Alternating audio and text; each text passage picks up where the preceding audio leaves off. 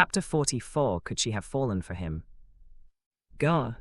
As soon as those words came out, it was as if the security department had suddenly switched off its sound, leaving everyone utterly dumbfounded, staring at Chen Zuren.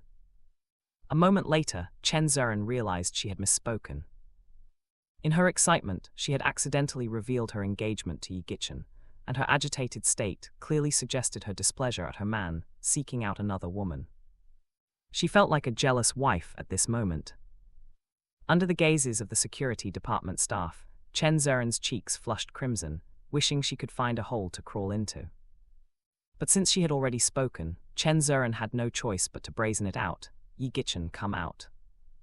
Yi Gichen was currently lounging on the sofa, with people massaging his legs and shoulders, thoroughly enjoying himself. Oh hey honey, come here, come sit.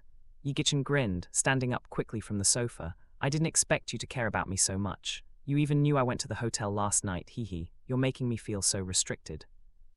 Yi Gichen's words left the security department staff in shock. This guy Yi Gichen was too bold. So it turns out Chen Zuren really is his fiancée. And to think he has such a stunning fiancée and still goes looking for other women. Probably only Yi Gichen could pull that off. The most critical thing was, Chen Zuren didn't even get furious. Instead, she just seemed very agitated. Ahem, well Mr. Chen, brother Yi, no worries, we'll be leaving now. Zhao Erden was the first to recover, signaling the other security guards. A group of them quickly exited the room. Wow, who would have thought brother Yi is so bold? Yeah, we always thought he was just some earthy guy. Turns out he's better at hiding his true colors. Man, if we had met brother Yi earlier, we wouldn't have had to endure working under Big Head and Chen Longxiang for so long. As soon as they got out the door, the security guards started gossiping excitedly. Inside the room, only Yi Gichen and Chen Zuren remained. Chen Zuren was so angry her chest was heaving violently. Yi Gichen, you don't think you owe me an explanation? Yi Gichen chuckled. Honey, if I said someone was trying to frame me, would you believe it? I believe you, Chen Zuren pouted, but last night did you sleep with that woman or not? Yi Gichen looked dumbfounded. She actually believes me. Ahem, actually it was Long Zixiang. Not intending to hide anything, Yi Gichen explained the situation. After hearing everything, Chen Zuren's expression gradually softened, and she felt much better. She asked softly, so you're okay? What could happen to me? Yi Gichen patted his chest. Hee, with my wife caring for me, even the biggest problem is no problem. Pa, don't flatter yourself. She glared at Yi Gichen and suddenly seemed to remember something. A hint of jealousy appeared on Chen Zuren's face. Who was that girl you met before work? Huh? Yi Gichen scratched his head. Honey, you didn't really have someone tailing me, did you? HMPH, you wish. Chen Zuren snorted. It's still less than a week. Our bet is still ongoing and we're still engaged until then. You better behave. Also, I have to remind you, Chen Longxiang is back from his business trip. He's the most trusted by our grandmother in the Chen family. Since you made his right-hand man Big Head resign, he won't let it slide easily. Well, let him come at me. Yi Gichen said nonchalantly. After all, we agreed that as long as I can take control of the entire security department, you'll marry me and meet my family. Hee, even if it's a dragon's lair or a tiger's den, or a mountain of daggers and a sea of flames, I won't care. You're so conceited. Chen Zuren rolled her eyes at Yi Gichen. If it were a few days ago, hearing these words from Yi Gichen would have made Chen Zuren scoff. But after experiencing a few events, Chen Zuren found that Yi Gichen had actually been able to accomplish nearly everything he promised. Unconsciously, she developed some inexplicable trust in Yi Gichen, feeling that whatever he said might actually come true. When Chen Zuren returned to her office, she was even humming a little tune. Mr. Chen, you wouldn't actually be falling for Yi Gichen, would you? Seeing Chen Zuren in such a good mood, Annie's gossip sense was tingling, and she leaned in to ask. Chen Zuren was stunned and glared at Annie, quickly avoiding her gaze. Stop talking nonsense. How could I possibly like him? But after she said it, Chen Zuren realized she felt a bit guilty. Could it be that in just a few days, she really had started to like him? Yun City First Renmin Hospital. Big Head lay on the hospital bed, only his eyes and mouth visible, his whole body wrapped like a mummy. He had been beaten for 2 days. Big Head was now conscious and able to speak, but the intermittent sharp pain throughout his body was still unbearable. Standing in front of his hospital bed was a young man in his 30s. The man wore a well-fitting suit and looked at Big Head with a somber expression. "Big Head, I was only away for a few days, and you got beaten up like this." This man was Chen Longxiang, the son of Chen Zuren's uncle, and currently the most promising candidate to become the next head of the Chen family. Big Head said nervously, "Mr. Chen, I told you, I fell and got hurt accidentally. No one beat me." Big Head was inwardly groaning. He regretted it to death now. He wished he'd never provoked Yi Gichen, who knew that this unimpressive-looking country bumpkin could make Black Panther so fearful. But Big Head wouldn't dare say this, even if Chen Longxiang pressed him. "Do you think I'd believe that?" Chen Longxiang scoffed at Big Head's words, a fall causing multiple fractures all over the body. "Tell that to someone gullible." Chen Longxiang sneered. "I don't know who scared you this badly, but if that girl Chen Zuren wants to control the security department, haha, it's not going to be easy." Chen Longxiang tossed a bank card onto Big Head. "There's 200,000 yuan here. Consider it your payment for working for me all these years." After speaking, he turned to leave. Big Head hesitated for a moment but then called out, "Mr. Chen, let me give you a piece of advice. Don't mess with that Yi Gichen." "Yi Gichen," Chen Longxiang said dismissively. "Big Head, you disappoint me. Just a country bumpkin, even if his master helped my grandfather back then, that's just old news. Haha, I actually hope he marries Chen Zuren. A woman like Chen Zuren marrying a country bumpkin would be a complete joke, but if he thinks he can compete for the Chen family's assets, that's pure fantasy." Chen Longxiang would not heed Big Head's advice. After leaving the hospital, he took out his phone and dialed a number. As soon as the call was answered, Chen Longxiang's face immediately showed a flattering smile. "Ruoxuan, I've returned from my trip. When are you free so we can have a meal together?" The Chen family has various businesses in Yun City, including medical equipment. This time, Chen Longxiang rushed back to participate in the annual medical forum hosted in Yun City. Chen Longxiang had known Li Ruoxuan for a long time and had been pursuing her, but Li Ruoxuan had always been lukewarm towards him. To win Li Ruoxuan's favor, Chen Longxiang specially spent a fortune sponsoring the medical forum and even went abroad to invite the internationally renowned medical expert, Mr. John. There were even rumors that the director of Renmin Hospital would attend. If he could successfully host this medical forum, Chen Longxiang was confident that the Chen Group would take a significant step forward, and he would be closer to his goal of becoming the head of the Chen family. In an expectant tone, Chen Longxiang said to Li Ruoxuan on the phone, "Oh, Mr. Chen, I don't have time to eat right now. I'm inviting a distinguished guest to our medical forum." Distinguished guest? Chen Longxiang was surprised. Is there a more esteemed figure than Professor John coming to this forum? Li Ruoxuan, of course, this person is the hope of the traditional Chinese medicine community, and even Professor John is full of admiration for them. Ah, such a person exists. Chen Longxiang was excited. Great, Ruoxuan, if you get a chance, please introduce me. I will certainly repay the favor." After hanging up the phone, Chen Longxiang looked a little thrilled. Someone even Professor John admired. It seemed his investment in the medical forum was indeed the right gamble. With just a bit of promotion, wouldn't the Chen family's medical equipment sell like hotcakes? On the other end of the line, outside the Chen building, Li Ruoxuan put her phone into her bag and looked up, staring at the security guard, who was half a head taller than herself. The security guard felt a chill under Li Ruoxuan's gaze. "Miss, this is the company. I really can't let you in." The security guard was at his wit's end.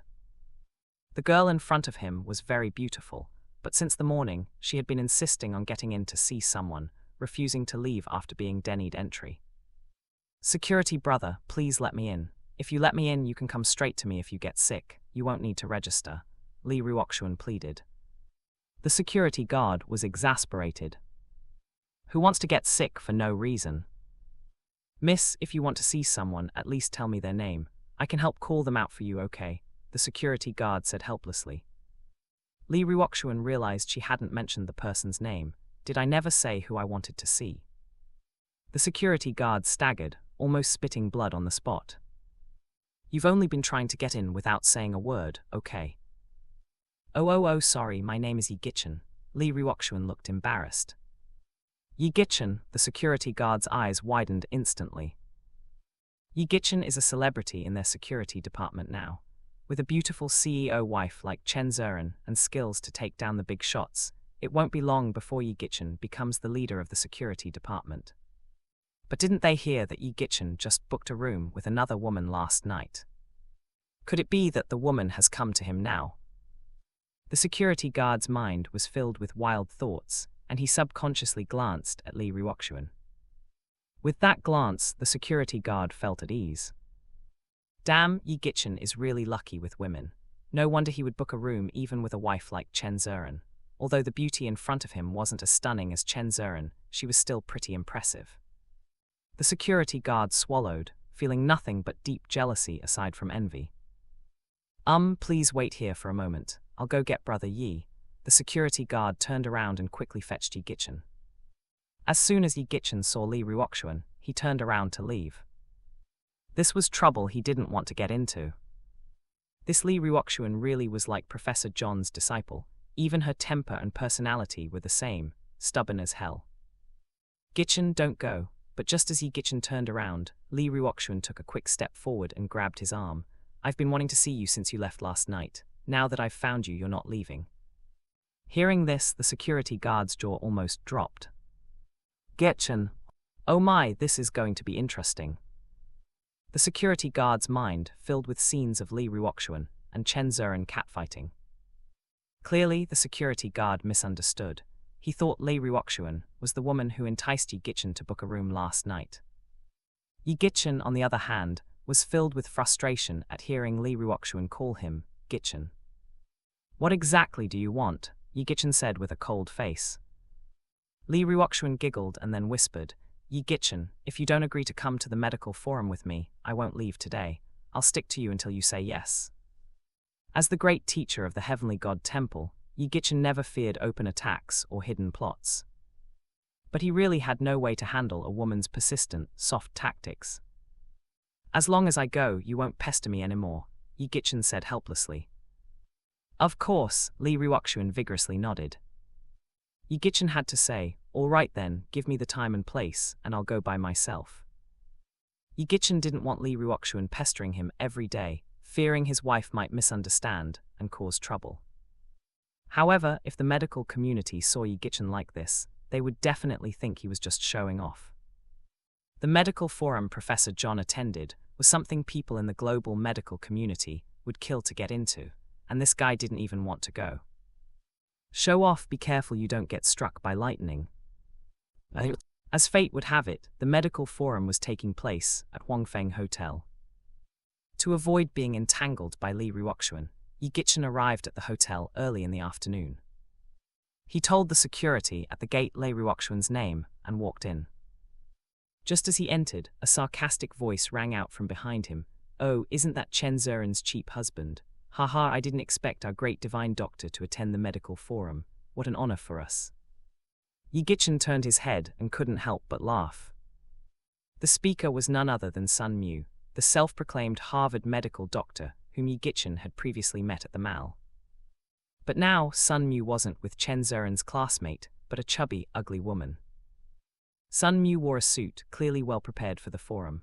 The woman beside him, despite her extravagant outfit, fell far short compared to Chen Zeren's classmate. Due to her plump figure, she seemed utterly mismatched with Sun Mu. In order to catch a glimpse of Professor John, Sun Mu had paid a great price, even agreeing to date the deputy director's daughter who had liked him for years, just for the chance to attend this forum. But as soon as he entered and saw Yi Gichin, Sun Mu couldn't help but recall the scene of Yi Gichin saving people at the mall and was instantly filled with jealousy.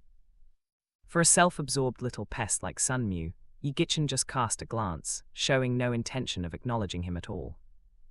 However, the woman standing next to Sun Mu was not pleased. She blocked Yi Gichin's path and said, Hey, my boyfriend is talking to you, what's your attitude? The woman appeared several years older than Sun Mu. Her skin was somewhat rough, and her weight must have been at least 180 if not 200 pounds. She glared at Yi Gichin, threatening, Apologize to my boyfriend now or get out. Sun Mu took 2 steps forward, wrapped his arm around the woman's shoulder, and looked at Yi Gichin with a smile. Kid, this is Zhou Zheyuo, the daughter of our hospital's Vice Dean Zhou. This medical forum is fully managed by Vice Dean Zhou. Inviting someone to attend is just a matter of his say-so. Yigichin almost threw up upon hearing this. Zhou Zheyuo, haha, nice name. Yigichin gave a thumbs up at Sun Mu. At least it's way better than he bitch. Hearing the name he bitch, Zhou Zheyuo's face went pale. Sun Mu, you still have contact with he bitch. Sun Mu's face turned as red as pig liver. This new girlfriend of his might look like a pig, but she was a real jealous pot. If it weren't for her father, he wouldn't be with her even if she paid him. Back then, Vice Dean Zhou promised personally, as long as he became his son-in-law, his promotion to deputy director within a year and the director within 3 years would be a sure thing. Within 10 years, it was possible for Sun Mu to control the entire hospital. Sun Mu was initially resistant, but he was ultimately unable to resist the enormous temptation. He took the opportunity of a quarrel with he bitch to break up with her. However, Zhou Zheyuo knew about he bitch's existence, and whenever anyone mentioned this name, she would get as agitated as an exploding pot. Sun Mu, why are you not talking? Hurry up and explain. Zhou Zheyuo grabbed Sun Mu's arm and shook it violently, almost toppling the nearly 6-foot-tall Sun Mu. Sun Mu glared at Yigichin fiercely and said to Zhou Zheyuo with a smile, "Darling, I've already cut ties with that woman. You have to believe me, I truly love you." After some soft words, he finally managed to coax Zhou Zheyuo into smiling. In his heart, Sun Mu cursed Yigichin's ancestors and suddenly raised his hand, pointing at Yigichin venomously. "Darling, as far as I know, this guy is just a country bumpkin. He isn't even on the invite list, he must have sneaked in." Sneaked in? Zhou Zheyuo looked up, also gazing at Yigichin. "What's the matter? My dad only invited famous doctors from all over the country. Could this guy be here to peddle drugs?" Seemingly eager to show off in front of Sun Mu, Zhou Zheyuo quickly took out her phone and dialed a number. "Darling, the manager of this hotel will be here shortly. If he sneaked in, I'll have the security guards throw him out." Sun Mu was immediately elated upon hearing this. "Yigichin, did you hear that? If you don't want to be thrown out and make a fool of yourself, you'd better scram now." Yigichin shrugged, a bit helpless, with a sarcastic smile. "You two are really a match made in heaven." Zhou Zheyuo failed to detect the sarcasm in Yigichin's words and said happily, "Of course, we are indeed a perfect couple. HMPH, but you've offended my boyfriend. If you think sweet talking can cover it, you're dead wrong." Yigichin held his forehead and sighed deeply. "Perfect couple, my foot, Maury like a pair of jackals and wolves." Soon, the hotel's lobby manager arrived. "Miss Zhou, what can I do for you?" The lobby manager, knowing Zhou Zheyuo's identity, asked politely. Zhou Zheyuo pointed at Yigichin. "Help me check if this person sneaked in. If he did, have the security guards throw him out immediately." The lobby manager was startled upon hearing this. If someone sneaked in, it would be his dereliction of duty. He quickly agreed and walked towards Yigichin. "Sir, please show your invitation." "I don't have an invitation." Yigichin shrugged, speaking frankly. "Someone else invited me." When Li Ruoxuan invited him, she did not give him anything, saying that reporting his name would be enough. Who would have thought he would run into someone causing trouble here? "Haha, invited by someone else. What a joke, you must have sneaked in, right?" Upon hearing that Yigichin didn't have an invitation, Sun Mu immediately shouted excitedly, "Manager, you heard him. Why are you still standing around? Hurry up and throw him out." The lobby manager cursed inwardly. His tone turned cold. "Sir, this is a serious academic forum. It not only involves cutting-edge theories in medicine, but also a lot of confidential research. We do not allow any unauthorized persons in." "Haha, so according to you, I am an unauthorized person." Yigichin laughed, almost unable to believe it. "Are you sure you want to throw me out? If you don't leave immediately, don't blame me for calling security," the lobby manager said expressionlessly. By this time, they had attracted a lot of attention. Most of them were prominent figures in the medical field, and at that moment, seeing someone sneaking in, their eyes were full of disdain. Sun Mu, thrilled, said, "Yigichin, this kind of place is not for a barefoot doctor like you. Get out of here." "Hess, all right." Yigichin glanced at the lobby manager and Sun Mu. "I just fear that after I leave, you'll be begging me to come back on your knees." His words caused a moment of silence, then a burst of laughter. "Haha, this kid really brags without hesitation. Begging him to come back. Does he think he's Professor John or someone like that? He doesn't even take a piss to see his own reflection. Sun Mu felt fantastic. Yi Gichin, even bragging needs practice. Beg you to come back. Just because you accidentally got lucky at the mall last time, you consider yourself a significant figure. The lobby manager clearly lost his patience. If his superiors found out about this later, he would definitely be reprimanded. Security, escort this person out. 2 security guards came forward, ready to escort Yi Gichin out. What's going on? Just then, a sharp sound of high heels approached, and a woman in professional attire walked over briskly. It's Li Ruoxuan, Professor John's prized disciple. Someone in the crowd exclaimed. Almost everyone present knew that Professor John held Li Ruoxuan in high regard, and even said that Li Ruoxuan had inherited his true teachings, and would definitely surpass him in the field of Western medicine in the future. It was even rumored that Li Ruoxuan had a significant contribution to the Nobel Prize in Medicine that Professor John had won. Therefore, irrespective of their respect for Professor John or Li Ruoxuan herself, almost everyone present respected her immensely. She's so beautiful. Sun Mu's eyes went straight when he saw Li Ruoxuan. Having only seen photos before, Sun Mu had been awestruck by Li Ruoxuan's looks. Seeing her in person today, the spark in his heart ignited once more. If Zhou Zheyuo were not beside him, Sun Mu might have dropped his composure and rushed to confess to Li Ruoxuan. Hello, I'm Sun Mu. I once studied at Harvard Medical School and now work at Yun City First Renmin Hospital. Quickly fixing his suit, Sun Mu flashed what he thought was a charming smile and extended his hand to Li Ruoxuan. Oh, Li Ruoxuan only glanced at Sun Mu indifferently and walked past him, heading straight to Yi Gichin. What's going on? Dr. Li, this man sneaked in. We were just about to escort him out. Awkwardly, Sun Mu volunteered to explain. Sneaked in? Li Ruoxuan's face turned grim upon hearing this. I spent a long time inviting Mr. Yi here, and now you're saying he sneaked in. What? He was invited by Li Ruoxuan. Everyone was stunned upon hearing Li Ruoxuan's words. Li Ruoxuan's next sentence made Sun Mu's heart sink even deeper. Although I don't know what happened earlier, your disrespect towards Mr. Yi will be reported to Professor John, and whether he continues to participate in this forum will be another matter. What? Professor John knows this guy too?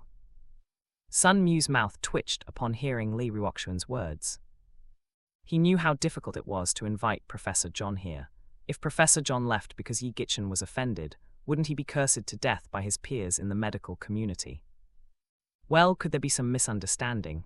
Sun Mu wiped the sweat off his forehead, speaking nervously. Li Ruoxuan sneered. Misunderstanding? There's no misunderstanding. Professor John said if Mr. Yi does not attend this forum, neither will he. Wow, those words carried tremendous weight. The renowned Professor John would skip the forum if Yi Gichin didn't attend. Everyone's gaze towards Yi Gichin changed completely. Sun Mu couldn't understand Yi Gichin's significance, but swallowing his pride, he said, since Dr. Li invited him, we wrongly blamed Mr. Yi. After saying that, he pulled Zhou Zheyuo, ready to leave. Yi Gichin smiled. Li Ruoxuan, it seems I'm not welcome at this forum. Perhaps I should leave. He turned to leave. Li Ruoxuan panicked and grabbed Yi Gichin. We agreed, you can't leave. I have a thin skin and don't have an invitation, Yi Gichin said. Then I'll leave too, Li Ruoxuan bit her lip.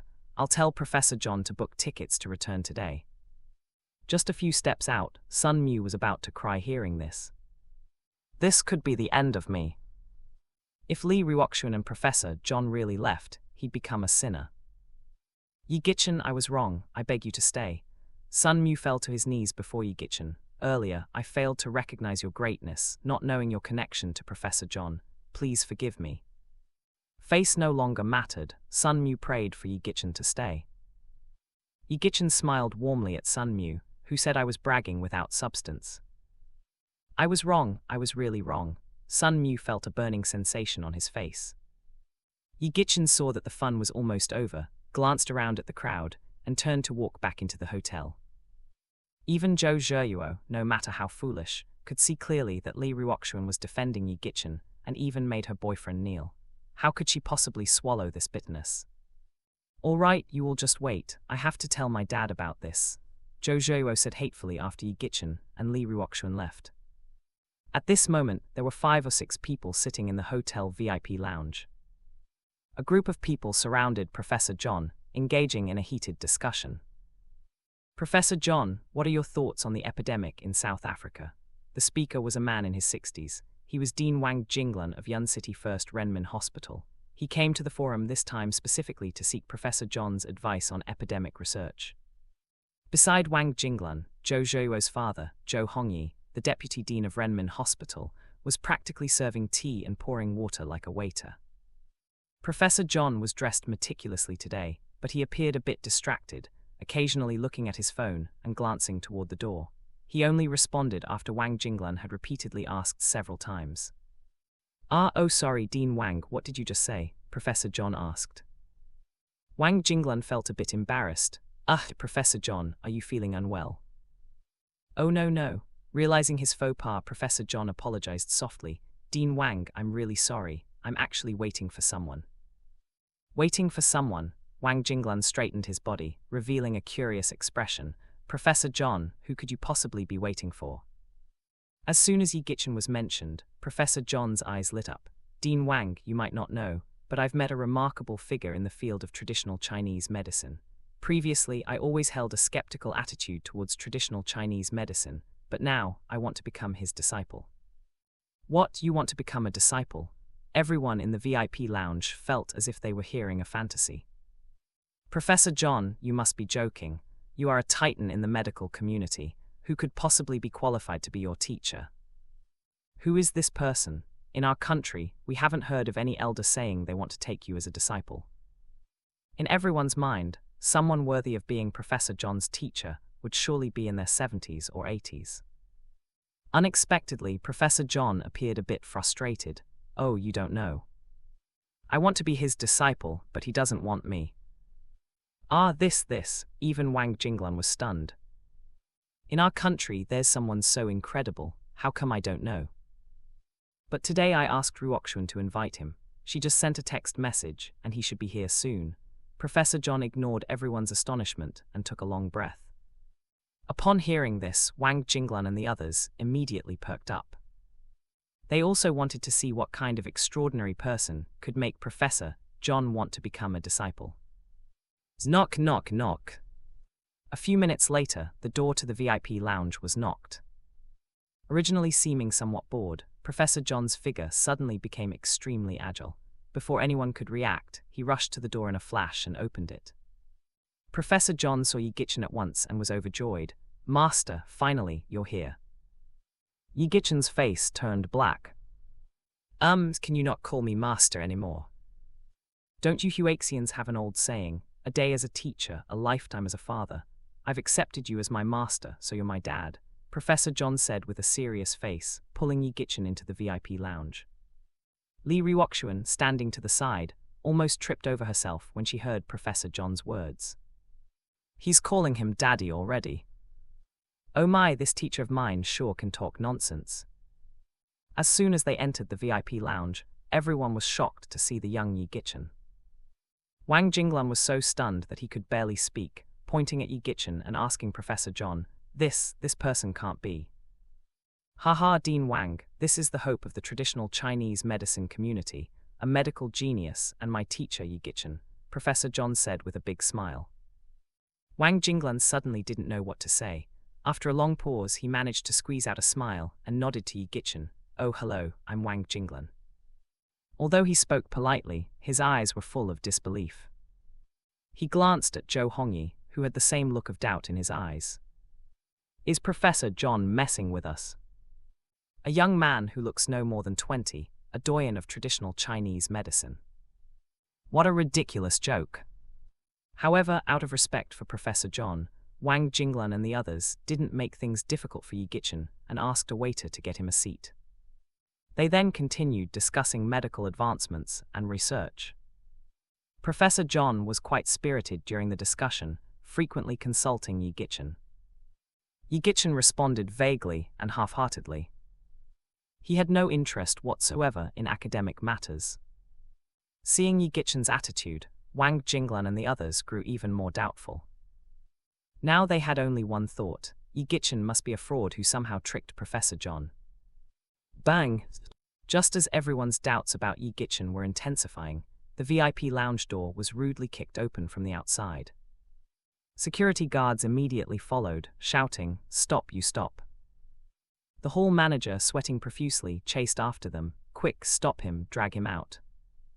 While shouting, he didn't dare to approach. In front of them was a middle-aged man, with scary-looking pustules on his face and hands. He was panting heavily, and upon entering the VIP lounge, his eyes locked onto Zhou Hongyi. "Thud!" The man ran to Zhou Hongyi and knelt down. "Dean Zhou, please save me, save me." The middle-aged man tried to grab Zhou Hongyi's leg. Zhou Hongyi reflexively jumped back. Why are you here?" Obviously, Zhou Hongyi knew this man covered in pustules. In the next second, Zhou Hongyi seemed to realize something, his face turning extremely grim as he looked up at the hall manager. "What's going on? How could you let someone in here? Do you want me to tell your boss and get you fired?" The hall manager apologized profusely. "I'm so sorry, we'll remove him right away." He ordered the security guards. "What are you doing? Hurry up and drag him out." The security guards hesitantly took a few steps forward, but upon seeing the man's pustules, none of them dared to touch him. The middle-aged man shrieked, "Vice Dean Zhou, you promised me, you have to help me, you have to help me." "This is not the place to talk, you should leave first, we'll discuss later," Zhou Hongyi said, lowering his voice and glaring at the man. The middle-aged man insisted, "But I gave you." "Shut up, if you don't leave now, I won't help you anymore," Zhou Hongyi harshly interrupted. The middle-aged man seemed extremely afraid of Zhou Hongyi, opened his mouth and said, "Then, Vice Dean Zhou, when can you help me?" "You go first, I'll find you later." Zhou Hongyi waved his hand disdainfully. Disappointment flashed in the middle-aged man's eyes, and he stood up to leave. "What's going on?" Wang Jinglan noticed something was wrong and asked. The middle-aged man glanced at Wang Jinglan. "Who are you?" "Haha, I am the Dean of Renmin Hospital, Wang Jinglan." Wang Jinglan introduced himself. The middle-aged man's eyes lit up, and he exclaimed with surprise, "You are the Dean." He immediately turned around and knelt in front of Wang Jinglan. "Dean Wang, save me, please save me." Zhou Hongyi's mouth twitched twice, and his voice became even more irritable. "Wu Keijan, leave immediately, the Dean is busy, he doesn't have time for you now." The middle-aged man looked at Zhou Hongyi with fear. Wang Jinglan frowned and asked Zhou Hongyi, "Hongyi, what's going on?" "Haha, nothing, Dean, just a patient, nothing serious." Zhou Hongyi's face became more unnatural. He glared fiercely at Wu Keijan, his eyes flashing a threatening light. Yi Gichin sat on the side nonchalantly, clearly seeing that there was definitely an issue between Zhou Hongyi and Wu Keijan. Professor John also stood up and suddenly approached Wu Keijan, disregarding Wu Keijan's nauseating face, grabbed it with both hands and exclaimed, "Snake pustules. Is this the rare snake pustules?" Wang Jinglan was stunned and asked curiously, "Professor John, you know this kind of pustules?" Professor John stared at Wu Keijan's face and nodded, "Yes, of course I know." Professor John looked like a madman obsessed with research, completely unaware of how terrifying Wu Keijan's pustules were, and murmured, "When I was studying with my mentor also encountered this kind of pustules. He spent 3 years researching a cure, but by then it was too late, and the person suffering from these pustules had already died. According to my mentor, these snake pustules lead to death within 49 days from onset, and after that time, there is no hope. My mentor, even on his deathbed, was obsessed with these snake pustules and hoped I would have the chance to study and develop a special cure." As he spoke, Professor John finally looked up, his eyes reddening as he stared at Wang Jinglan. "Unfortunately, after all these years, although I have been researching the treatment of these snake pustules, I am still just going in circles based on my mentor's work, with no progress at all." Sigh. This sigh was filled with regret and helplessness. Wang Jinglan had heard of snake pustules. It is said that this is a highly fatal disease, and although it occurs very rarely once infected, not even gods could save the patient, leading only to death. But to Wu Keijan, these words sounded like a death knell.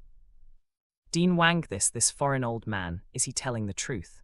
Wu Keijan looked at Wang Jinglan with hope, wishing that Wang Jinglan would refute Professor John's words. Wang Jinglan sighed and said humbly, I'm sorry, although I am the dean of Renmin Hospital and have the responsibility to save lives, there really are some diseases in this world that are hard to cure. No, impossible. Before Wang Jinglan finished speaking, Wu Keijian stood up abruptly, pointing at Zhou Hongyi. He said it was just common pustules that could be cured. He said that formal hospital treatment would cost over 100,000, but only 30,000 privately. I gave him the money, and now you're saying it can't be cured. You are too much. As he spoke, Wu Keijian rushed towards Zhou Hongyi. Zhou Hongyi hid behind a security officer in fear, shouting, Wu Keijian, don't slander me, I never said that. I didn't take your money, don't falsely accuse me. Damn you, Zhou Hongyi, you said it yourself, and now you want to deny it. Wu Keijian cursed, his eyes filled with the intent to kill Zhou Hongyi. He picked up a chair and threw it at Zhou Hongyi, but hit the lobby manager, causing blood to flow from his head. The scene turned into chaos. Wang Jinglan could see the underlying issue clearly, and looked at the noisy VIP hall, his expression dark as if it was about to rain. Enough. What a disgrace. And in front of Professor John. Wang Jinglan lifted his head and looked at the panicked Zhou Hongyi. Vice Dean Zhou, what is really going on? Zhou Hongyi was determined not to admit receiving money. Dean Wang, this person is speaking nonsense. I'm a respected vice dean with a bright future. How could I covet his 30,000? Zhou Hongyi continued to lie. Suddenly a discordant sneer sounded. Ha ha, what a disgraceful display. Everyone was taken aback and looked in the direction of the voice. It was none other than Yi Gichen, who was sitting in the corner playing by himself. Sitting cross-legged with a plate of fruit in front of him, Yi Gichen was eating happily. Zhou Hongyi heard Yi Gichen's words and his eyes instantly widened. Kid, who are you saying has an ugly eating manner? Heh, I'm talking about you. Yi Gichen looked up at Zhou Hongyi, unhurriedly saying, to say your eating manner is ugly is actually a compliment. A person like you deserves this snake herpes. Zhou Hongyi had long been displeased with Yi Gichen. Upon hearing his words, he became even angrier and roared. Kid named Yi, don't think that fooling Professor John allows you to do whatever you want. Who do you think you are? To me, you're just a fraud who knows nothing and tries to show off here. No one made a sound. Zhou Hongyi's words expressed the thoughts of many people. In almost everyone's eyes, Yi Gichen was undoubtedly a fraud. Dad, you are so right. This guy is just using his acquaintance with Professor John to scam people. At this moment, an angry voice sounded at the VIP lounge door. It was Zhou Hongyi's daughter, Zhou Zheyuo. Zhou Zheyuo, having lost face in the hotel lobby, had long wanted to tell Zhou Hongyi to find trouble for Yi Gichen, yet she did not expect Yi Gichen to jump out on his own now. Dad, not only did he deceive Professor John, but he also claims to be a TCM genius, swindling people everywhere. He almost tricked Sun Mu back then too, Zhou Zheyuo said righteously. She just wanted to make Yi Gichen embarrassed and have nowhere to hide. A fraud, impossible. Professor John didn't believe it. I saw the abilities of my master with my own eyes. How could he be a fraud?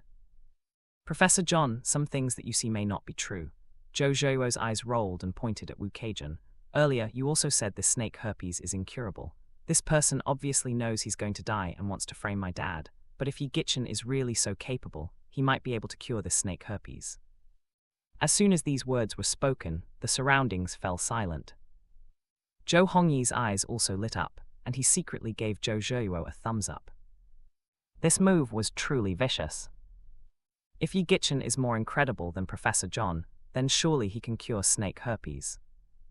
If he can't, then he's a fraud. Yes, Dean Wang, Professor John, my daughter may have been a bit rude barging in, but what she said makes some sense. Zhou Hongyi said to Wu Keijian, this is the famous Yi Gichen, able to cure any illness under the sun. You might as well go to him. Wu Keijian was half doubtful. Are you serious? Is he better than you? Of course, Zhou Hongyi said sarcastically, he's much better than me. But he was elated inside. Haha, Yi Gichen, I'll lift you up high now, and later when you're helpless, I'll slap you down hard. Wang Jinglan looked to Professor John for guidance. Professor John had calmed down by now. Although he had personally seen Yi Gichen cure Li Bao, it was after all just once. If Yi Gichen could cure the snake herpes that even his teacher had no solution for, then Yi Gichen would indeed be worthy of becoming his master. Master, Professor John tentatively asked Yi Gichen. Yi Gichin sneered, foolish. Huh, everyone was embarrassed. What did Yi Gichin mean by this? Yi Gichin crossed his legs. It's true I can cure this snake herpes, but why should I prove it to you? Yi Gichin pointed at Zhou Hongyi while speaking. Especially you, it truly is like father, like daughter. Neither of you are good people. Anyone with eyes can see that you swindle money without doing any work. Hess, if we're talking about swindlers, you are the real, genuine swindler. You, Zhou Hongyi was exposed by Yi Gichin in one sentence, so angry that his lungs were about to explode. His face turned red. You little bastard, if you don't have evidence, don't spew nonsense here. Also, if you don't have the ability, don't pretend to be something you're not. It's still not too late to admit you're a swindler otherwise. Be careful I take you to court and make you rot in jail for life.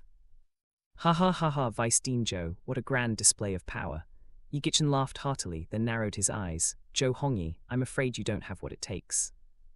With that, he stood up. Since there's nothing here to do, I'll take my leave first. How could Zhou Hongyi let Yi Gichin leave? This was a prime opportunity to strike at Yi Gichin. He swiftly blocked Yi Gichin. Kid, are you scared? Yi Gichin glanced sideways at Zhou Hongyi. What kind of thing are you that would make me scared? You, Zhou Hongyi, never expected Yi Gichin to be so brazen.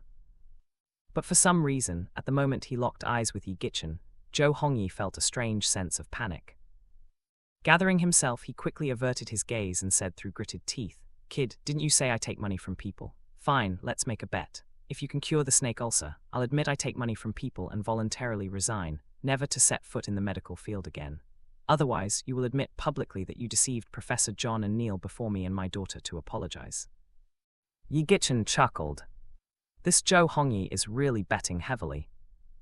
Shrugging his shoulders, Yi Gichin said indifferently, Are you sure you want to make this bet with me? Zhou Hongyi gritted his teeth, I'm sure.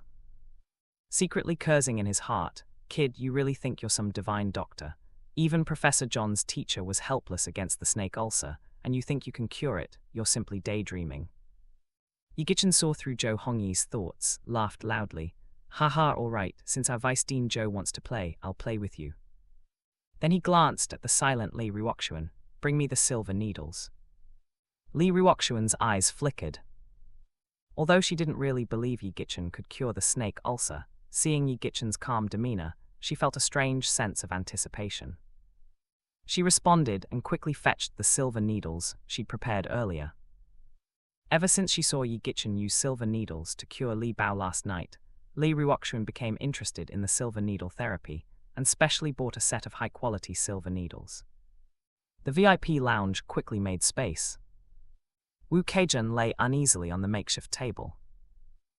Will it work? Wu Keijun asked Yi Gichin nervously, trembling. Yi Gichin smiled and reassured him. Don't worry, not only will I cure your disease, I'll also recover the dirty money they took from you. Since seeing Wu Keijun rush in, Yi Gichin pretty much figured out what happened. No doubt Zhou Hongyi had been avoiding Wu Keijun, and with nowhere else to turn, Wu Keijun had no choice but to burst in. Seeing Yi Gichin's confident smile and eyes, Wu Keijun felt strangely reassured, nodded heavily. Thank you. Then he slowly closed his eyes, as if entrusting his life and death to Yi Gichin. Yi Gichin had people strip Wu Keijun's clothes, leaving only his underwear. When they saw that almost 80% of Wu Keijun's body was covered in ulcers, someone finally couldn't help but vomit. Fortunately, most of those present were doctors, and were sufficiently accustomed to such nauseating scenes, preventing the VIP lounge from falling into complete chaos. Yi Gichin took a deep breath, pinched a silver needle, and swiftly inserted it into Wu Keijun's juke acupoint. It might get a bit itchy soon, bear with it. Yi Gichin quietly reminded, and both hands started to move at the same time. Each needle precisely hit Wu Keijun's acupoint. Most people initially looked down on Yi Gichin, but seeing that he actually knew how to apply needles, they were stunned. Professor John was even more excited, his face turned red, and his hands clasped together tightly, murmuring, If Master Yi can really cure this herpes zoster with silver needles, it would be a medical miracle. My teacher can rest in peace. Zhou Hongyi, however, looked disdainful and muttered, Such a show-off. After a dozen or so needles, cold sweat began to appear on Yi Gichin's forehead. Wang Jinglan, who had been watching Yi Gichin apply the needles with a calm expression, suddenly trembled all over. He took a sudden step forward and said in a trembling voice, "Mr. Yi, let me help you." Wang Jinglan's action immediately attracted the attention of the people around him. The Dean of Yun City First Renmin Hospital wants to assist Yi Gichen. "Dean Wang, what are you doing?" Zhou Hongyi couldn't hold back anymore and asked in confusion. Wang Jinglan did not respond to Zhou Hongyi at all. Instead, he asked Yi Gichen excitedly, "Mr. Yi, are you performing the Shenong acupuncture technique?" Well, as soon as these words were spoken, there was an uproar around them. Many people in the traditional Chinese medicine community present reacted as if they had seen a ghost upon hearing the word Shenong acupuncture technique. Impossible, right? Isn't that a legendary technique? How could it appear here? Yeah, and that kind of technique requires decades of expertise before it can be performed. Dean Wang, you must be mistaken, right? Wang Jinglan paid no attention to the crowd's doubts. Instead, he looked at Yi Gichen eagerly, as if he had seen his idol. Yi Gichen raised his eyes and looked at Wang Jinglan with some surprise, saying, "You indeed have a keen eye. Is it really the legendary Shenong acupuncture technique?" After getting confirmation, Wang Jinglan was overjoyed. He immediately took out a towel and carefully wiped the sweat off Yi Gichen, showing immense respect.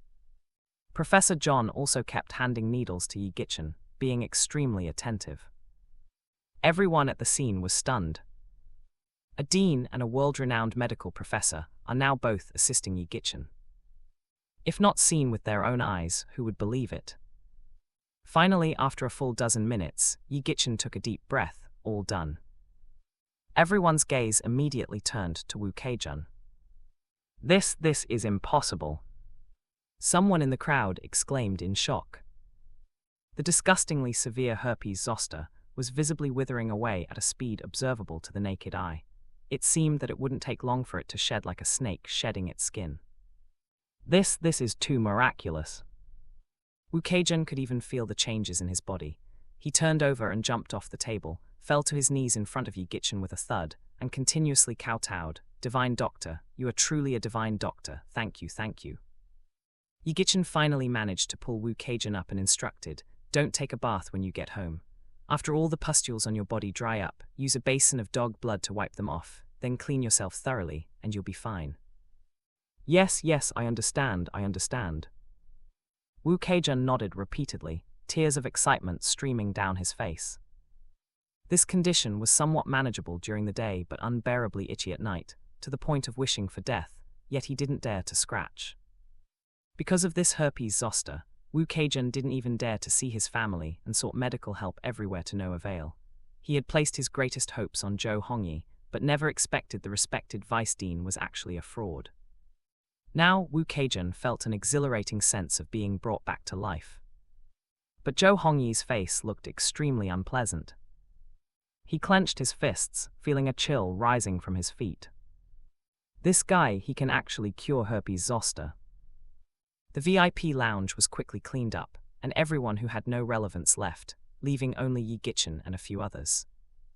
Initially, Wang Jinglan wanted Professor John to find a place to rest for a while, but seeing that his eyes were fixed on Yi Gichen, as if he was staring at a beautiful woman without clothes, he realized John wouldn't leave, so he sighed and said nothing.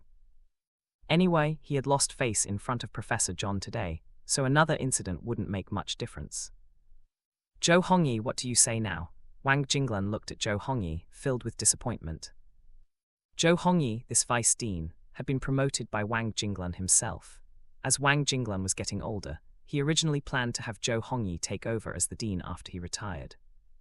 However, Zhou Hongyi's performance today made Wang Jinglan very disappointed. "Dean, I'm innocent." Zhou Hongyi dropped to his knees with a thud in front of Wang Jinglan. "I admit, Brother Yi indeed has remarkable medical skills, being able to treat such a difficult condition with silver needles. I was just testing him earlier, but I swear I'm innocent. I would never dare to accept money from others." Yi Gichen's lips twitched upon hearing this. This guy's shamelessness was really impressive. With so many people here, he changes his words without concern. "Our Vice Dean Zhou, according to you, whatever you say is just nonsense, right?" Yi Gichen said sarcastically. Zhou Hongyi hated Yi Gichen to the core at this moment, but admitting to taking bribes would be his complete downfall. So no matter what, he had already decided firmly not to admit it. Brother Yi, let's keep things separate. I admit, it was my mistake not recognizing that Wu Keijan had the snake puncture rash instead of a common sore. But the bribery accusation, that's not true. Are you trying to force me to confess? A sinister smile appeared at the corner of Zhou Hongyi's mouth. With just 2 lips without the slightest evidence, relying solely on Wu Keijan's words, no one could prove he took bribes. Wang Jinglan was open-mouthed, feeling conflicted. Asking further wouldn't bring any result. Yi Gichen naturally understood Zhou Hongyi's intention and sneered. I mentioned earlier, someone like you deserves to have the snake puncture rash. Heh, since you want to resist, I don't mind playing along. As he spoke, Yi Gichen approached Zhou Hongyi, flicking his wrist to produce a silver needle. The needle had yellow pus, clearly extracted from Wu Keijan earlier.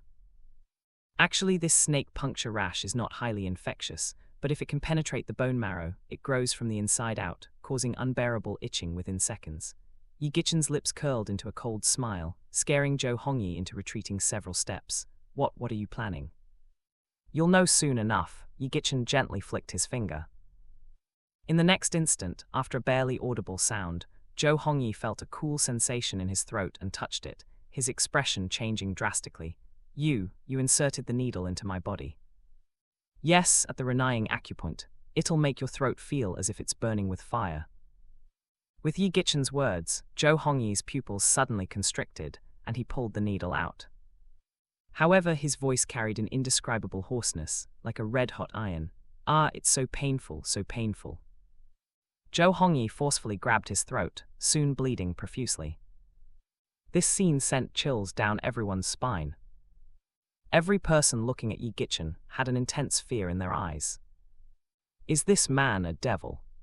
Zhou Zhewo shivered, rushing to Zhou Hongyi's side. Dad, what's wrong? What's happening to you? I was wrong, it was me, I confess everything.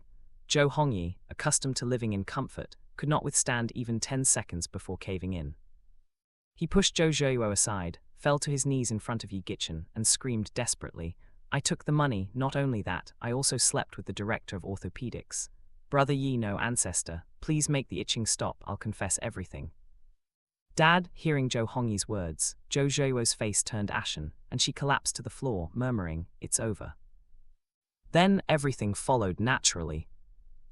Zhou Hongyi not only confessed to accepting bribes, but also admitted to using his position for sleeping with numerous women.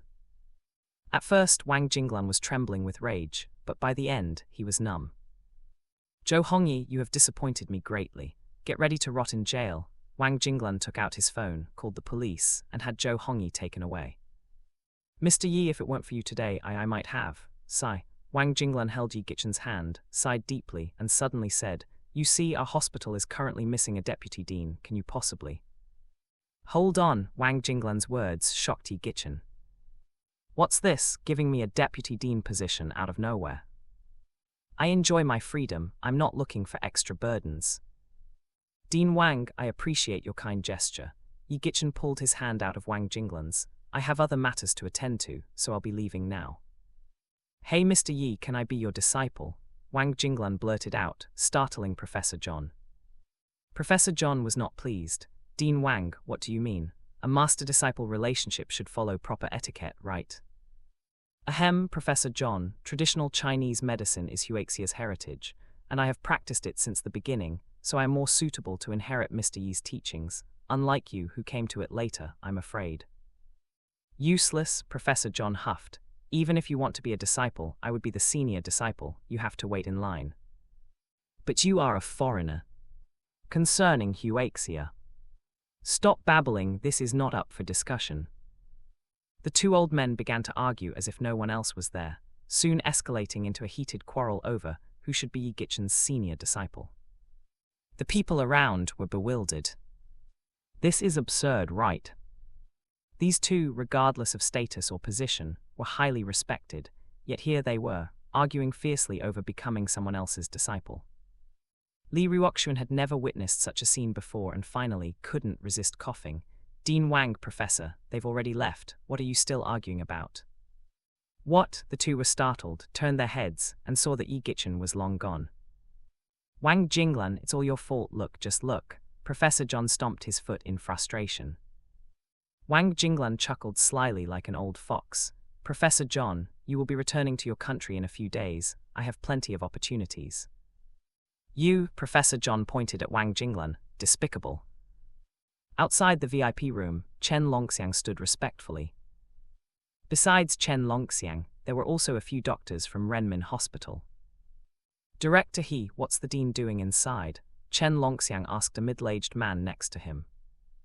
He sponsored this medical forum just to get in touch with Wang Jinglan. If he could get Wang Jinglan's approval, then Chen Group's medical equipment could enter Renmin Hospital. At that time, he would definitely have made a great contribution in front of his grandmother. Kicking Chen Zuran out of the company entirely and taking full control of Chen Group would be an easy feat. Director He sighed, Longxiang, you came late, it was quite the show just now. Chen Longxiang immediately showed an interested expression. Director He, what exactly happened? Do I even need to say? Haha, a young man demonstrated the Shenong acupuncture method, and now, Professor John and Dean Wang both want to be his disciples. What? Chen Longxiang was dumbfounded. Such things happen in this world. He secretly made up his mind that if he had the chance, he must visit that expert. If he could establish a relationship with him, wouldn't entering Renmin Hospital be a piece of cake? Yi Gichen had no interest in the upcoming academic exchange. He knew that if he stayed any longer, he would be driven crazy by Professor John and Wang Jinglan, those two old men. Seizing a moment when the two weren't paying attention, Yi Gichen snuck out. However, he didn't leave immediately but quietly followed Wu Keijun, whose body was covered in the strange lesions. Neither Professor John nor Wang Jinglan knew how these lesions came about, though they were aware of their existence. Such things weren't documented in any books. Since he could walk, Yi Gichen had traveled far and wide with his mentor Li Fengxian, studying medicine. Not only had he gone to Bermuda to dig for sea cucumbers, but he had also ventured into the valleys to find Lingjai. He had been to many places considered taboo by ordinary people. Because of this, Yi Gichen had seen many things beyond the comprehension of ordinary people. Take these lesions for example. Some ancient texts only recorded that they were fungal infections, but none mentioned that the fungus came from a type of snake. Ordinary snakes naturally didn't have such potent toxicity, but there was a type of two-headed snake. If one were to be touched by its tongue, these lesions would sprout all over their body. But these snakes were extremely rare as the white wolf that was with Yi Gichen when Li Fengxian first found him. Because of this, Yi Gichen was naturally very interested. Maybe finding this rare two-headed snake would be helpful in uncovering his own past. After leaving the hotel, Wu Keijun wrapped himself up and hurriedly got into a taxi. Yi Gichen didn't say anything. He hopped on a shared bicycle by the roadside and followed behind the taxi. Then an astonishing scene occurred. A shared bicycle was seen hitting speeds of 80 km/h, weaving through traffic. Many people took out their phones to record it, but Yi Gichen was so fast that no one could capture his face. While the bicycle is flying, a female live streamer was walking along the road when she suddenly felt a gust of wind. She turned her head and screamed, "Guys, look quickly, am I seeing things?" The female live streamer quickly aimed her camera at Yi Gichen's back. The comments exploded.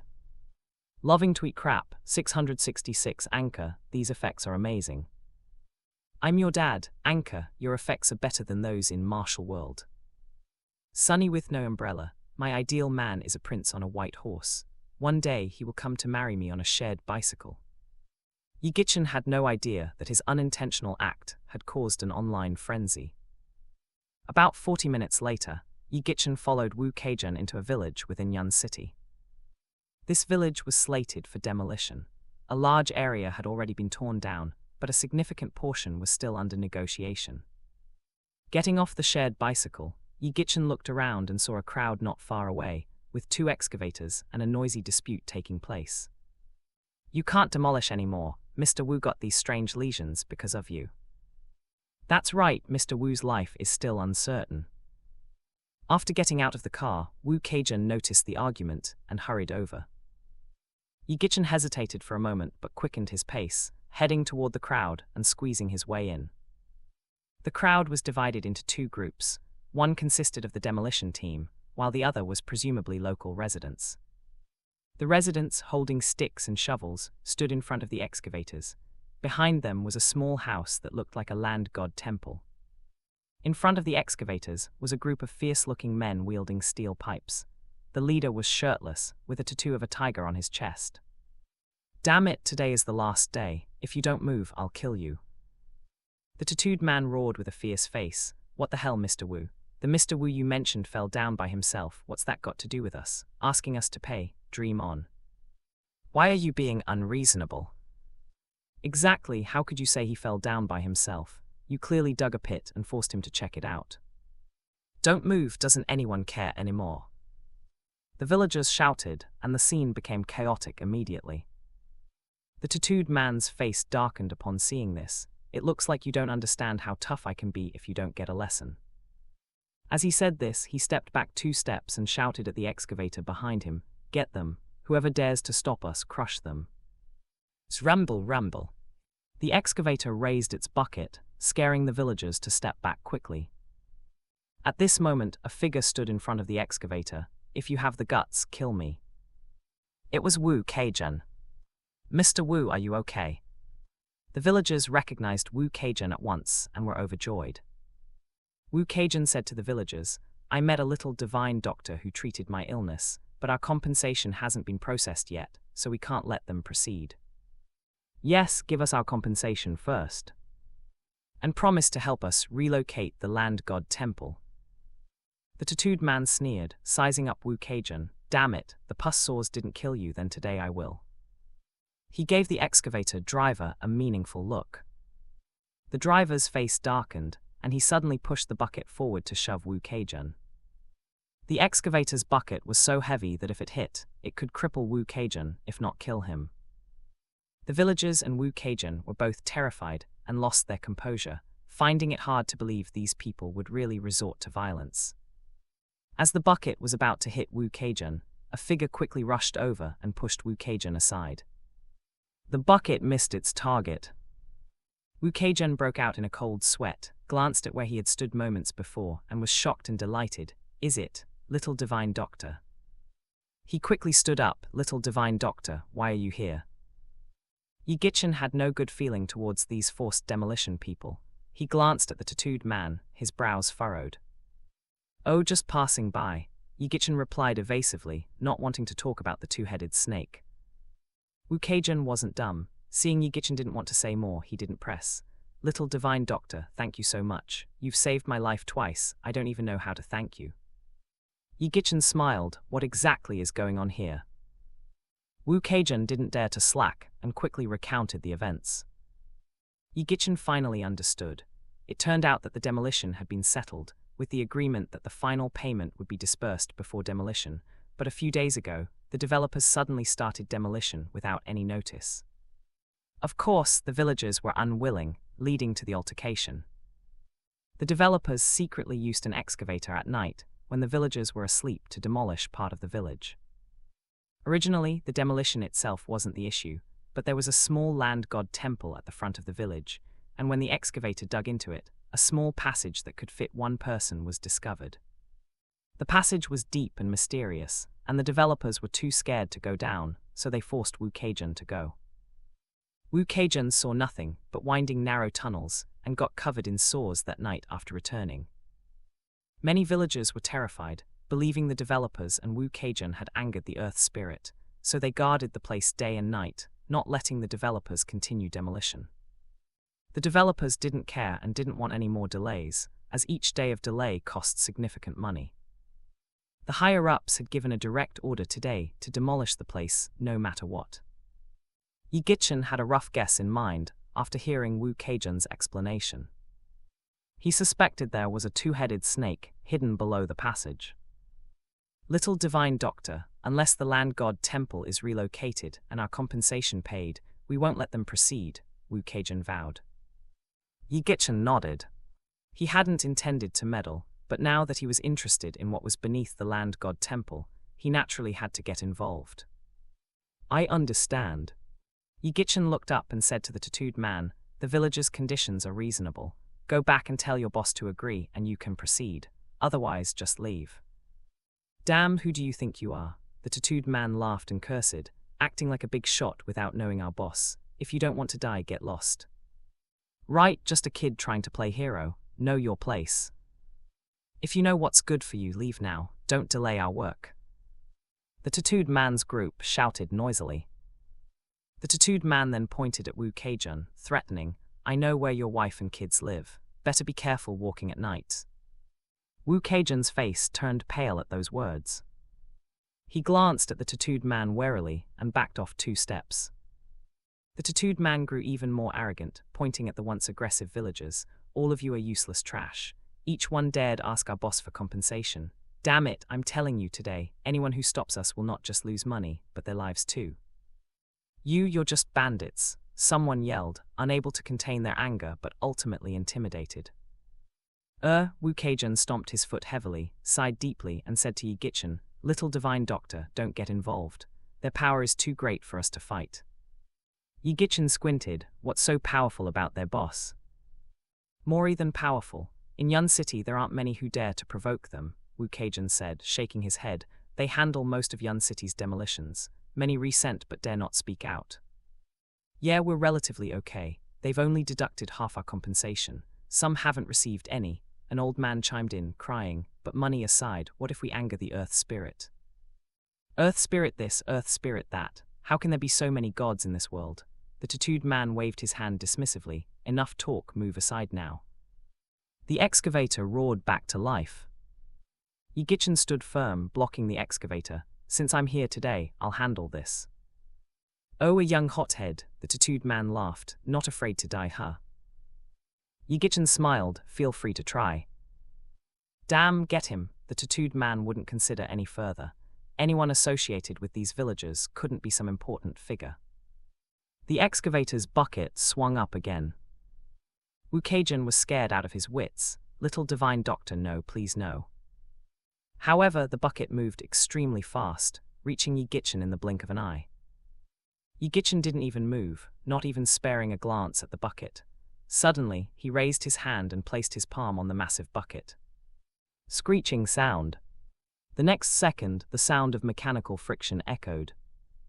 The massive bucket seemed to be frozen in place, unable to move an inch further. Crackle. Before anyone could understand what was happening, a sound of a circuit being burnt was heard. The excavator's bucket crashed to the ground with a loud bang, evidently broken. Boom! This scene was as shocking as a lightning strike on a clear day, leaving everyone wide-eyed and slack-jawed. The tattooed man gulped, his eyes nearly popping out. Is this even human? The Earth Spirit has manifested. The Earth Spirit has manifested. The old man who had spoken earlier saw Yi Gichin blocking the excavator's bucket with one hand and dropped to his knees with a thud, kowtowing to Yi Gichin. The other villagers looked at each other, and many quickly followed suit, nailing with bewildered looks in their eyes. Wu Keijun was dumbfounded on the spot, his mind a muddled mess. Could it really be the Earth Spirit manifesting? Otherwise, how could someone have such immense strength? Brother Hu, what do we do? A little brother next to the tattooed man finally reacted, asking in a trembling voice. The tattooed man's face was extremely grim. He even doubted whether a deity had truly manifested. Wait, I'm calling Brother Leopard. The tattooed man glanced warily at Yi Gichin, who stood there looking as calm as a heavenly god, a relaxed smile still on his face. After making a quick call, the tattooed man returned to Yi Gichin. Kid, you're pretty good. Just wait, our boss will be here soon. Fine, I'll wait, Yi Gichin replied. But as soon as the villagers heard the tattooed man's boss was coming, they turned pale with fear. What should we do? I heard their boss is a real tough guy. I don't know either. Wu Keijun looked at Yi Gichin, little divine doctor. Don't worry, Yi Gichin just smiled. No matter who comes today, I'll stand up for you. Less than 10 minutes later, a Mustang SUV led the way, followed by 2 vans. Seeing this, the villagers shrank back in fear. The tattooed man, however, looked smug, pointing his finger at Yi Gichin's nose. Our boss is here, let's see what else you can brag about. Yi Gichin sneered, suddenly raising his hand and grabbing the tattooed man's finger.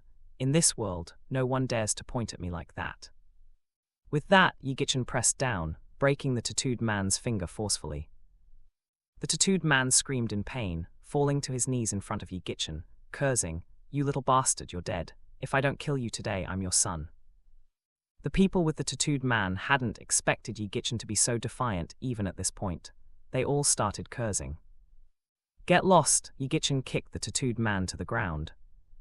The tattooed man scrambled to the SUV, his voice now tearful. Brother Leopard, you're finally here." Out of the SUV stepped a burly man. The burly man had a hideous scar on his face, making him look extremely intimidating. Useless, can't even handle such a small matter. The burly man glared at the tattooed man. "Lead the way, I want to see who dares to oppose me, Black Panther." The tattooed man nodded repeatedly, leading Black Panther towards Yi Gichin, gritting his teeth. "Brother Leopard, you must give that little bastard to me later. I want to torture him well." The newcomer was indeed Black Panther. Black Panther did not make a sound. He looked up in the direction of Yi Gichin.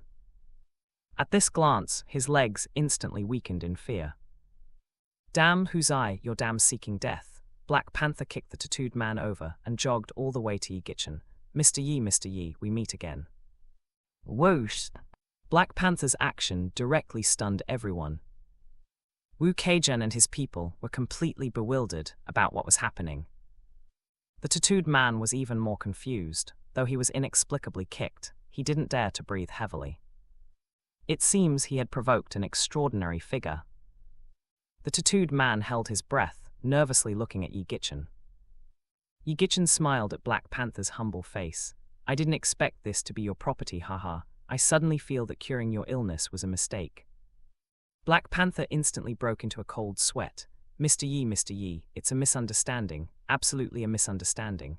I didn't expect you to be here, and matters like demolition are handled by my people below. I had no idea." While explaining, Black Panther mentally cursed the tattooed man's ancestors. Anyone but Yi Gichin, really sick of living. Now Yi Gichin had saved his life. He wouldn't be able to argue even if he had the reason. "Who's I? Hurry up and come to meet Mr. Yi. If you can't get Mr. Yi's forgiveness, I'll toss you into Kainjiang to feed the fish." The tattooed man stumbled to Yi Gichin, immediately knelt down, and began knocking his head on the ground like crazy. "Mr. Yi. I was wrong, please forgive me." Wu Keijan and the others had never seen such a scene. They all looked at Yi Gichin with utter reverence. "All right, no one got hurt today, you're lucky, but for their conditions, agree to them first." Yi Gichin couldn't be bothered to pursue further. The punishment was already enforced. The tattooed man was overjoyed. "Thank you, Mr. Yi, thank you, Mr. Yi." Black Panther was even more grateful, shouted to tens of people behind him, "What are you standing around for? Hurry up and thank Mr. Yi for sparing you." Over 10 people all bowed in unison, "Thank you, Mr. Yi." The scene was really satisfying. After sending off Black Panther, Yi Gichin finally had the chance to call Wu Keijan aside, asking, "Are you sure you saw nothing when you went down into the cave?" Wu Keijan now admired Yi Gichin deeply, couldn't dare to hide anything. His expression changed slightly, nervously said, "Benefactor, I did find something, but I didn't dare to say." "Didn't dare to say?" Yi Gichin's heart tightened. "What did you see?"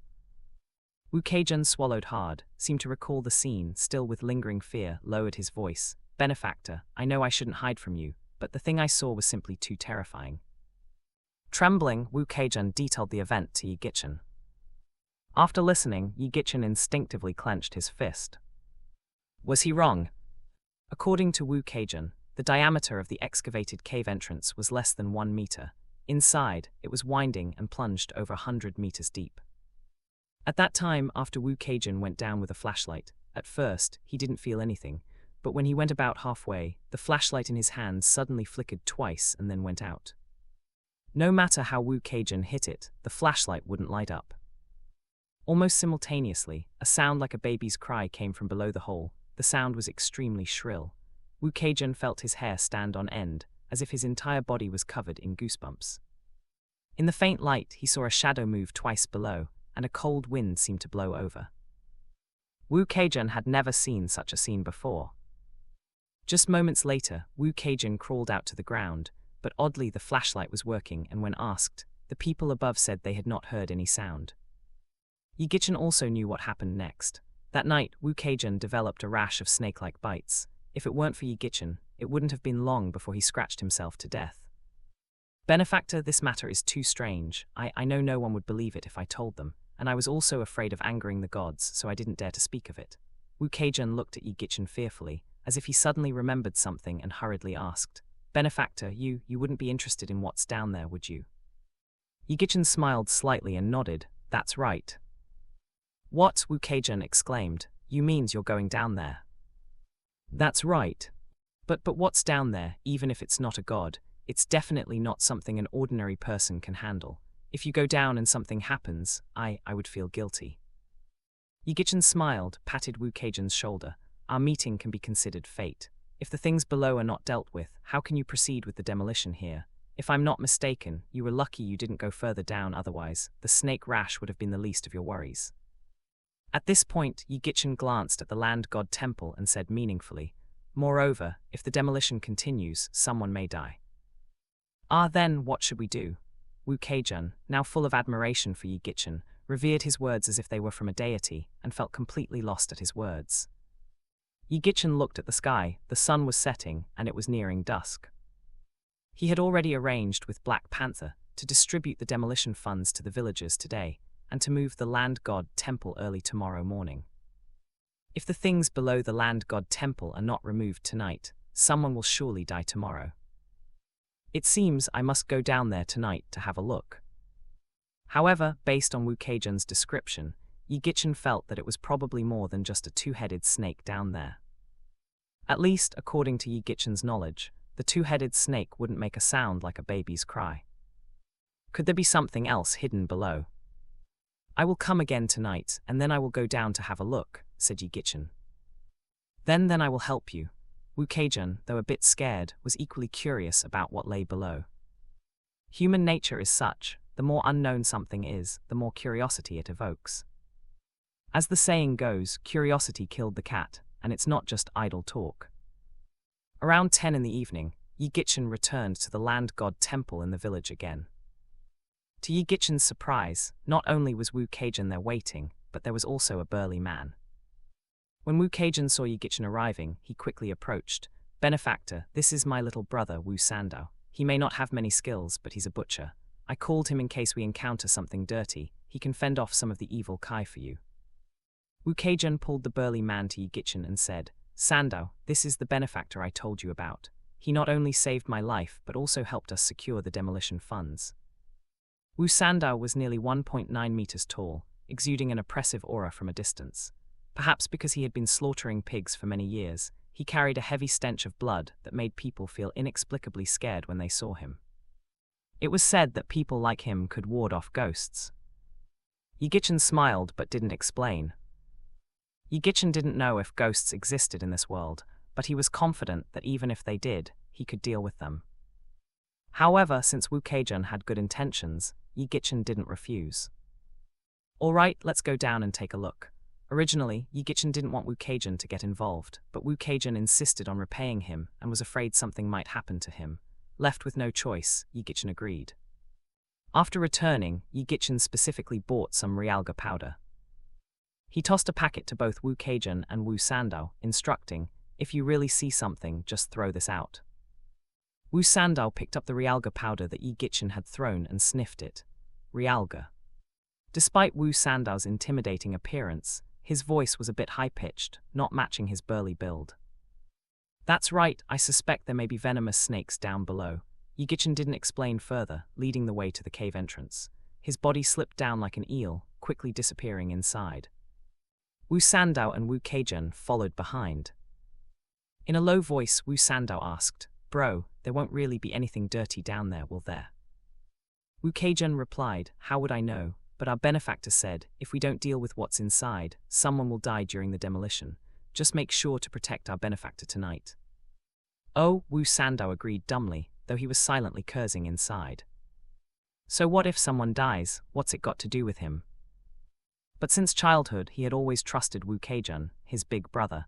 If Wu Keijun said so, he'd do it.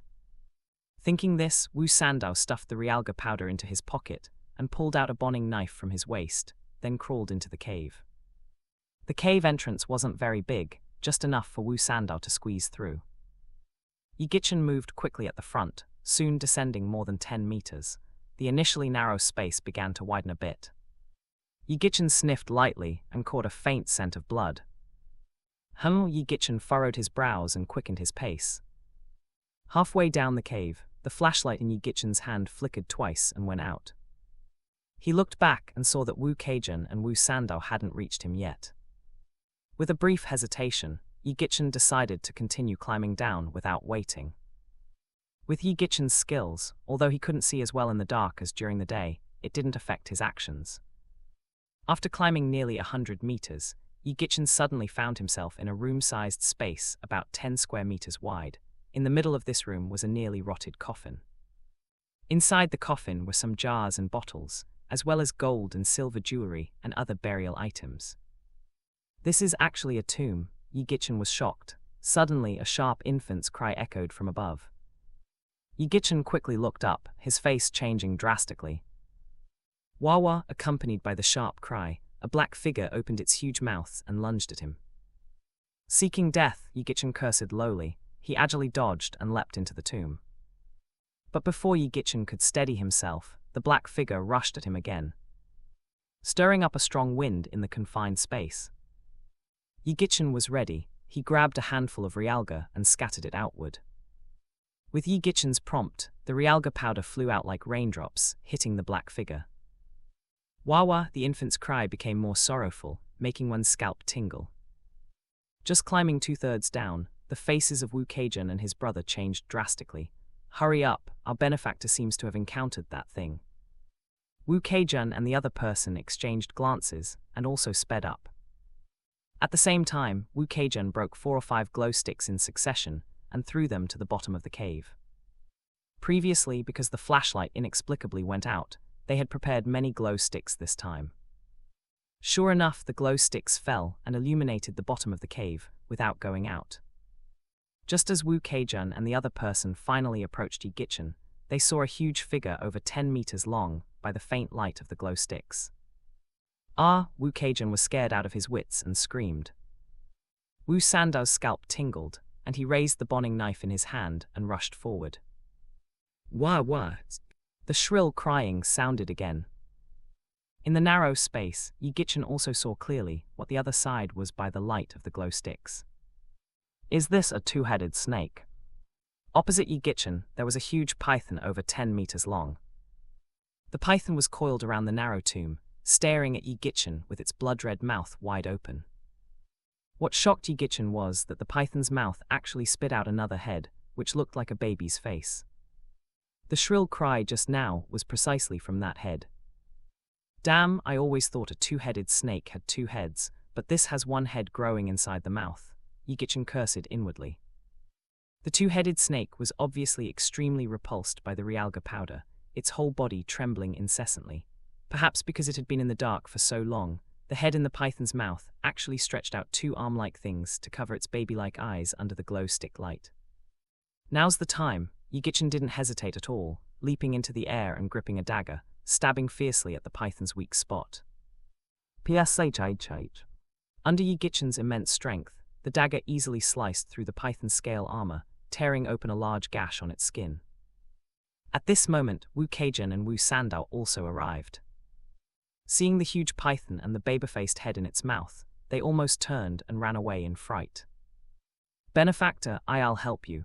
But thinking of how Yi Gichen had saved his life, Wu Keijan gritted his teeth and charged forward. Wah wah! Bang! With the 2-headed snake's cry, its tail swung back and struck Wu Keijan, sending him flying. Wu Keijan spat out a mouthful of blood, his body feeling like it had fallen apart. He tried to get up several times but couldn't. Wu Sandow charged quickly, but when he saw the scene before him, he was so scared he didn't dare move forward. Sandow, what are you standing there for? Get over here and help, Wu Keijan shouted loudly. Wu Sandow stared blankly at the raging 2-headed snake, his legs trembling. Brother, it's a 2-headed snake. This is a tomb. That's a devil snake, a monster guarding the tomb. Wu Keijan was stunned upon hearing this. Only then did he notice a rotting coffin. A tomb, really a tomb. Wu Keijan's eyes lit up with ferocity as he roared hoarsely, Sandow, kill it. Wu Sandow hesitated for a moment, then gritted his teeth and rushed forward, stabbing the boning knife towards the python. Clang! Unexpectedly, when the boning knife struck the python's scale armor, it was like hitting steel, sparking without cutting through at all. But the python was clearly enraged by Yi Gichin, thrashing around in the tomb. It swung its head and knocked Wu Sandow flying. Yi Gichin grabbed the dagger with one hand, clamping his legs tightly around the python's back. With his other hand, he thrust it into the tear in the python's skin with a pshhh sound. "Get out!" Yi Gichin shouted, pulling and tearing with that hand. "Arg!" The python let out a heart-wrenching scream, its massive body seemingly drained of strength, collapsing heavily in the center of the tomb, smashing the already rotten coffin into pieces. This! Wu Keijun and Wu Sandow were dumbfounded. "Is it dead?" The python twitched twice, then quickly stopped moving. The head inside its mouth tried to crawl out, but after just 2 attempts, Yi Gichin stabbed it directly with his dagger. Yi Gichin's hand was drenched in blood, holding a fist-sized snake gallbladder. As the saying goes, if you strike a snake at its 7-inch mark, it will die. Taking the snake gallbladder ensures the snake, no matter how fierce, is finished. After a long while, Wu Keijun and Wu Sandow came to their senses, their eyes filled with admiration as they looked at Yi Gichin. Yi Gichin gave the two of them a cold glance, his eyes filled with an endless killing intent. The two, who initially wanted to rummage through the tomb, shuddered and didn't dare move. Yi Gichin casually threw the python aside and carefully examined the coffin. Besides some burial items, there was also a skeleton lying inside. The skeleton didn't seem large, but its precise age couldn't be determined. What surprised Yi Gichin was that the skeleton should have been weathered and brittle after all this time, yet it was still intact despite all the disturbance. Could it be that the owner of this skeleton was not an ordinary person in life? Yi Gichin wondered. Another thing was the python, which had clearly been hiding here for a long time. Who knows what mutation occurred to turn it into such a horrific 2-headed snake? But aside from that, Yi Gichin found no more clues. Even if the identity of this skeleton is unusual, it doesn't seem to have much connection to my own background. Yi Gichin was a bit disappointed. He had hoped to find something, but it seemed not very useful. "You guys tidy up here, I'll wait for you outside," Yi Gichin said to the two and turned to leave. About an hour later, Wu Keijun and Wu Sandow crawled out of the hole, faces beaming with excitement. Each of them was holding quite a few burial items. "Benefactor, these seem to be antiques, they should be worth a lot of money," Wu Keijun exclaimed in excitement. Yi Gichin didn't pay attention to the antiques, instead looking at Wu Keijun. "You have robbed tombs before, haven't you?" Wu Keijun froze, his face twitching a couple of times. Wu Sandow immediately became wary, raising his bone knife defensively, as though fearing Yi Gichin might attack them. Tomb raiding is not an honorable profession. If Yi Gichin wanted to report them, they would definitely end up in prison. Wu Keijun struggled for a moment before pressing down Wu Sandow's knife-wielding hand. "Benefactor, you have sharp eyes. You're right, the two of us used to raid tombs, but after something happened and we lost a brother, we never did it again." Earlier, they had witnessed Yi Gichin's prowess in slaying the 2-headed snake. If he intended to get tough, they knew that even with 3 heads and 6 arms, they wouldn't be a match for him. So they chose to be honest. Yi Gichin didn't ask much, but silently nodded. Wu Keijun, not daring to hide anything, recounted his experience to Yi Gichin in detail. It turns out that Wu Keijun and Wu Sandow had previously raided tombs together with a companion named Shen Lang. However, during one of their raids, Shen Lang met with an accident and died in the tomb, never to come out again. After that incident, Wu Keijun and Wu Sandow went into hiding, assuming new identities in Yun City and living a peaceful life. However, they remained extremely passionate about antiques. When he had nothing to do, Wu Keijun would visit Antique Street to pick up some bargains and resell antiques for some money. This time, they dug a hole under the land god temple. Wu Keijun had suspected that there might be a tomb, but remembering their brother's death, he didn't dare proceed. Unexpectedly, Yi Gichin wanted to take a look, and Wu Keijun couldn't resist the temptation and followed along. "Benefactor, these items," Wu Keijun looked at Yi Gichin for guidance. Though these things might be valuable, how could they dare to keep them for themselves? Yi Gichin took a glance and said indifferently, Judging from their appearance, these items should be from the Western Han dynasty. This tomb does not belong to ordinary people. They were likely buried after an unexpected event. As for these burial items, you can decide what to do with them. Without saying more, Yi Gichen dusted off his clothes and turned to leave. Yi Gichen wasn't interested in these things at all. "Benefactor, why you also know about antiques?" Wu Keijun asked. Astonished by Yi Gichen's words. "A little. Benefactor, when we sell these items, we'll send you the money." Yi Gichen waved his hand silently. After Yi Gichen left, Wu Sandao asked, puzzled, "Bro, is he right? Are these items really from the Western Han dynasty?" Wu Keijun finally had the chance to take out a goblet-like item and carefully examined it. Before long, his pupils widened in excitement. "Absolutely, this is definitely from the Western Han. The benefactor is truly amazing." Wu Keijun was also highly knowledgeable about antiques. Just now, seeing Yi Gichen casually glance at an item and effortlessly identify its origin, how could he not be astonished? "Then aren't we hitting the jackpot?" Wu Sandao also became excited. Wu Keijun glanced at Wu Sandao and after a moment of contemplation, said, "This matter must not be mentioned to anyone, and once all these items are sold, the money must be handed over to our benefactor for disposal." What? Wu Sandao's face fell. This was a substantial amount of money. Wu Keijun said, "What do you know? Just from a glance, it's clear our benefactor is no ordinary person. If we can establish a connection with such an individual, a few antiques are nothing." Furong District. This was the apartment where Chen Ziren lived alone. Early in the morning, Chen Ziren, with dark circles under her eyes, got up, tidied up a little, and prepared to go to work. Ever since Yi Gichen's arrival, it seemed that only on the night Yi Gichen stayed at her place did she sleep soundly. In the following days, Yi Gichen never returned. This guy in Yun City without family or friends, could he be out there wandering aimlessly again? Chen Ziren felt inexplicably irritable. For some reason, she couldn't get Yi Gichen's figure out of her mind, but Yi Gichen had no phone, so she couldn't contact him if she wanted to. The doorbell suddenly rang. Chen Ziren was overjoyed and ran to the door without even putting on her slippers. "Yi, you still remember to come back, huh?" But when she opened the door, the smile on her face froze and her brows furrowed. "Why is it you?" The visitor, dressed in casual clothes, smiled upon seeing her reaction. "Oh Ziren, who are you waiting for? It seems I'm not very welcome."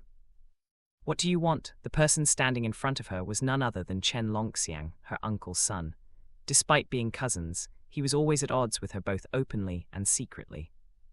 Although Chen Ziren and Chen Longxiang were siblings, there was no affection between them.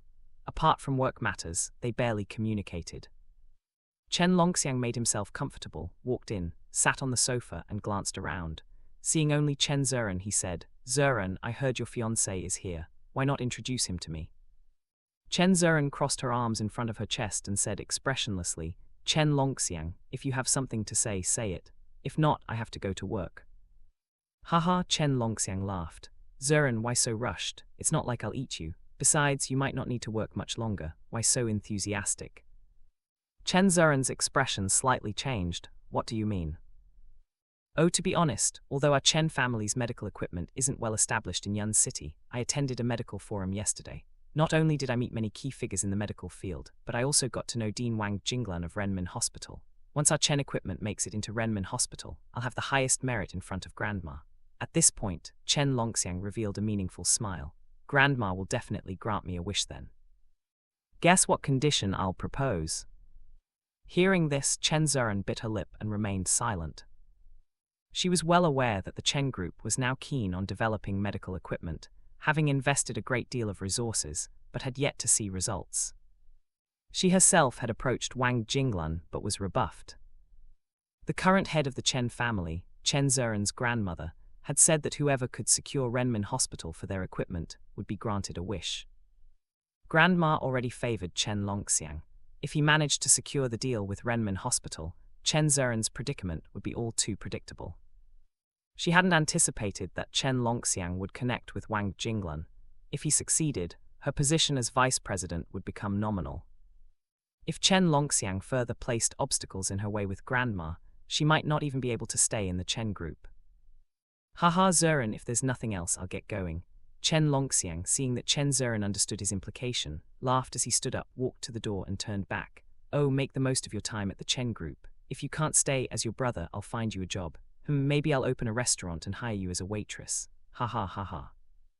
Chen Longxiang, after he left, Chen Zuran clenched her fists, her already irritable mood becoming even gloomier.